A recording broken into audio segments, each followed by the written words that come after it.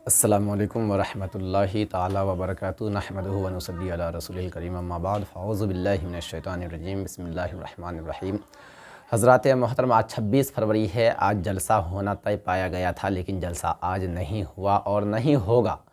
इसकी वजह भी मैं आपको बताऊंगा और कुछ वजूहात भी और कुछ इसके ताल्लुक़ से मैं ख़ुलासा करता जाऊंगा। इससे क़ब्ल मैं आपसे गुजारिश करना चाहता हूं कि अगर आप हमारे यूट्यूब चैनल पे नए हैं तो हमारे यूट्यूब चैनल को सब्सक्राइब कर दीजिए, बेल आइकन घंटे को दबा दीजिए, वीडियो को ज़्यादा से ज़्यादा लाइक और शेयर कीजिए और कमेंट बॉक्स में इतना ज़रूर बताइएगा कि जो जलसे को रोका गया है ये सही किया या गलत किया, और जो उरूज़ फ़ातिमा एजुकेशन वेलफेयर ट्रस्ट में हमें हिस्सा लेना चाहिए या नहीं लेना चाहिए, हिस्सा ले करके दुनिया व आखिरत को संवारना चाहिए या नहीं चाहिए। हज़रात मोहतरम, आज 26 फरवरी 2023 बरोज़ इतवार है। आज ही तालीमी व बेदारी कॉन्फ्रेंस बनाम हिंदू मुस्लिम सिख ईसाई एकता सम्मेलन के नाम से एक अज़ीमुश्शान प्रोग्राम को आयोजन करने का फ़ैसला लिया गया था, लेकिन बदबख्त कुछ लोगों ने, कुछ मौलवियों ने जलसा होने नहीं दिया। लेकिन आज आपको कुछ बातें ऐसे बताऊंगा जिससे आपके भी होश उड़ जाएंगे। जलसा होने तो नहीं दिया, लेकिन आपसे गुजारिश है कि जलसा से मत घबराइएगा और उरूज़ फ़ातिमा एजुकेशन वेलफेयर ट्रस्ट से इतना जुड़िए, इतना जुड़िए, इतना साथ दीजिए कि तमाम मुखालफिन की ज़बानों पे ताले लग जाएं और वो गोंगा हो जाए, है ना। गोंगा ई करते रहते हैं ना, वो ऐसे ही ई करते रहें और दीन का काम होता रहेगा। और इसके अलावा दोस्तों, इन लोगों ने एक आवाज़ उठाई कि आरिफ रज़ा मस्जिद में नहीं आते हैं। मैं ऑफ़र देता हूँ, हिम्मत है, कलेजे में दम हो तो जिस टाइम में मर्ज़ी हो कांटेक्ट कर लेना। इतनी ही मोहब्बत है तो सबसे पहले मुझे जो कह रहे हो मस्जिद में आता हूँ या नहीं आता हूँ, इस पे एतराज़ करने वालों, चलो हमारा अक़ायद तुम्हारा अक़ायद अलग है, इस वजह से भी मैं नहीं आता हूँगा या नहीं आता हूँ या दीगर और तरह तरह की बातें हैं। लेकिन मुझे लाने से पहले मेरे जस्ट घर के सामने तुम्हारे ही अक़ायद, तुम्हारे ही मसलक के मानने वाले हैं अब्दुल हकीम साहब लपटोलिया में, मैं मुफ्ती दिलशाद से, हाफिज़ मुजाहिदुल इस्लाम से, मास्टर मज़हरुल हक़ से, जो अपने आप को बहुत बड़ा नेता समझते हैं, लेकिन ये लोग नेता नहीं, कौम का गद्दार है, कौम का दुश्मन है, मौलवी अनवार को और हाफिज़ इरफान को। इसी तरह से जब 83 टोला में चले जाइएगा तो बेचन साहब हैं और उधर अब्बास साहब हैं, उधर मुहर्रम साहब हैं, उन्हीं का लड़का आलम है, और वहाँ का मौलवी अब्दुल मन्नान है। इन सब को कहना चाहता हूँ कि अगर वाकई में तुम्हारे कलेजे में दम है तो अब्दुल हकीम साहब को मस्जिद पहुँचा करके दिखाओ।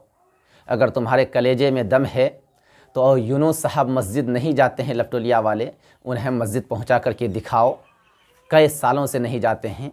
अगर तुम्हें कलेजे में दम है तो तुम ज़हीरुद्दीन साहब को मस्जिद में पहुँचा करके दिखाओ, तब समझेंगे तुम कितने अच्छे हो।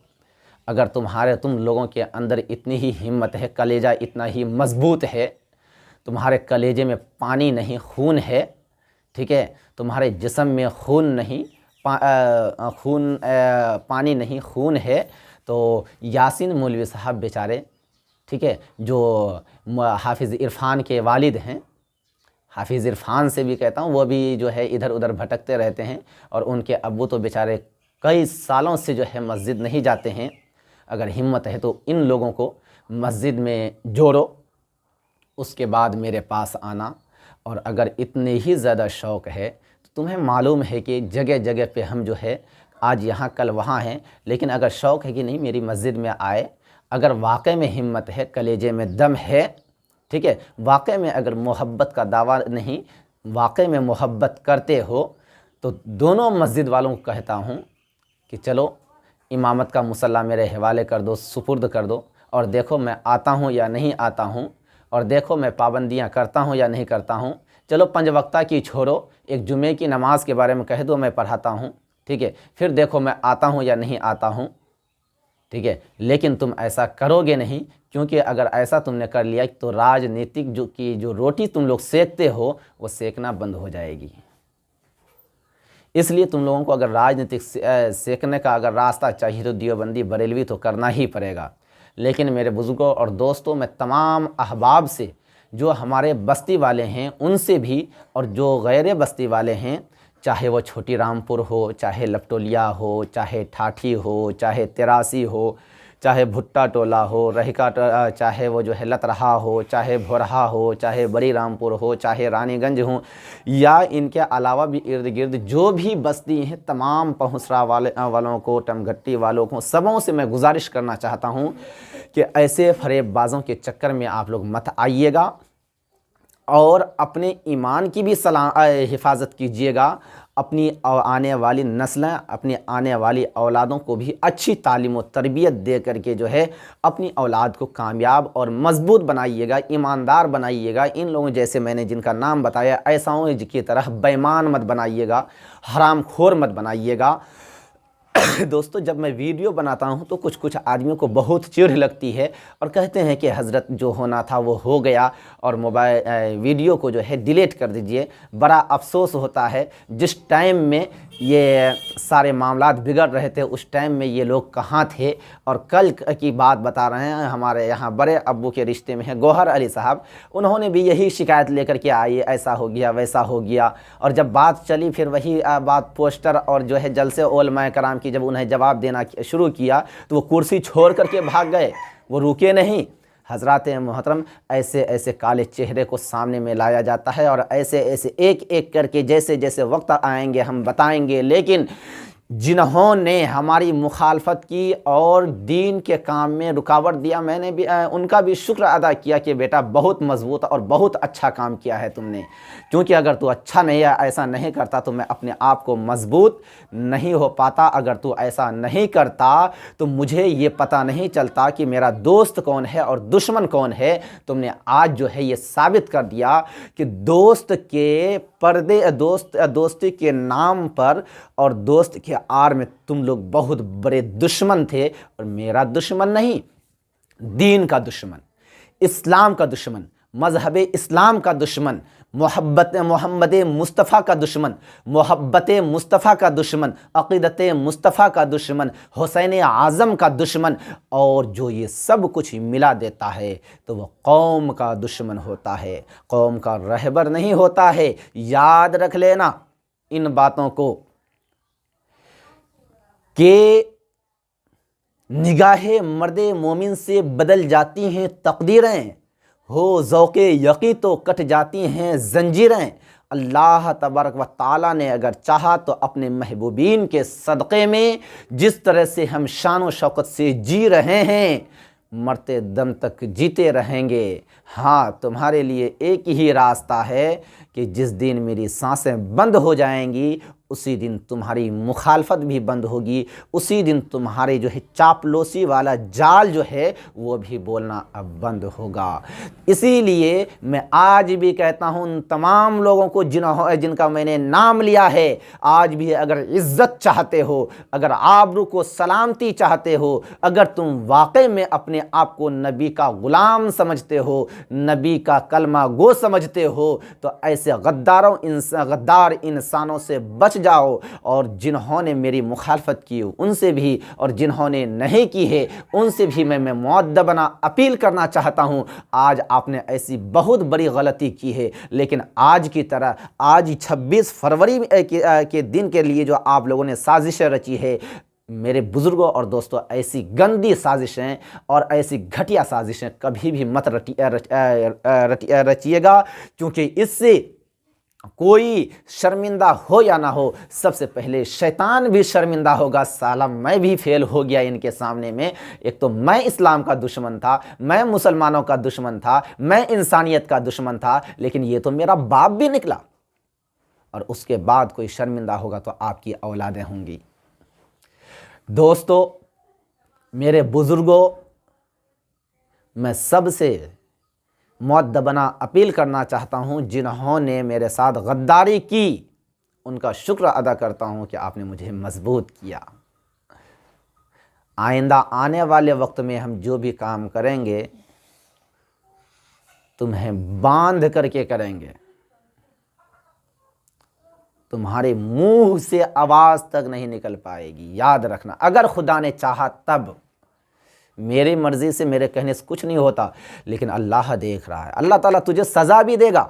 ये जो सोचेगा कि मुझे छोड़ देगा, अल्लाह ताला की इतनी ख़तरनाक मार पड़ेगी कि आँखों से रोओगे तो आंसू तक नहीं निकलेगा। और जो अवामुन्नास हमारे साथ थे, हमारे साथ हैं, उनका तहे दिल से शुक्रिया अदा करता हूँ।